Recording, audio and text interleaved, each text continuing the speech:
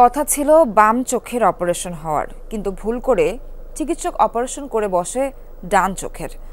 পরে পরিবারের সদস্যদের চোখে পড়লে বিষয়টি কর্তব্যরত চিকিৎসককে জানালে দুঃখ প্রকাশ করে ফের চিকিৎসার জন্য অপারেশন থিয়েটারে নিয়ে যাওয়া হয়। এমন অভিযোগ উঠেছে রাজধানীর ধানমন্ডি আই হসপিটালের বিরুদ্ধে। ইর্তেজা, বয়স 1.5 বছর। মঙ্গলবার বিকেলে পরিবারের সদস্যরা 1.5 বছরের এই বাচ্চার চোখের সমস্যা নিয়ে আসেন ধানমন্ডির আই হাসপাতালে।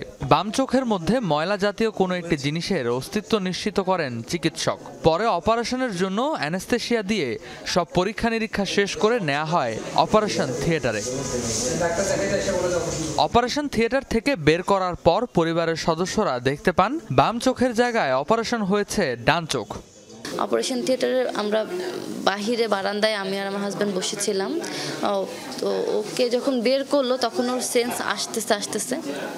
তার একটু পরে আমরা ওর বাবা ওকে কোলে নিয়ে বলতেছে, আরে ওর তো মানে ডান চোখ অপারেশন করে ফেলছে, ওর তো বাম চোখ করার কথা ছিল।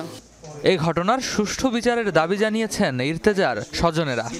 আজকে আমাদের পরিবারে এটা ঘটে গেল এবং পরবর্তীতে যারা আসবে, আপনি জাস্ট ভাবেন এটা যদি মেজর কোনো অপারেশন হতো তাহলে হয়তো আমরা এখন পেশেন্টকে নিয়ে, মাত্র 1.5 বছরের একটা বাচ্চা, তাকে নিয়ে আমাদের জীবন ওই কথা ভাবতে হইতো আর কি। এদিকে পুলিশ বলছে পরিবারের সদস্যদের কাছ থেকে অভিযোগ পেলে নেওয়া হবে ব্যবস্থা।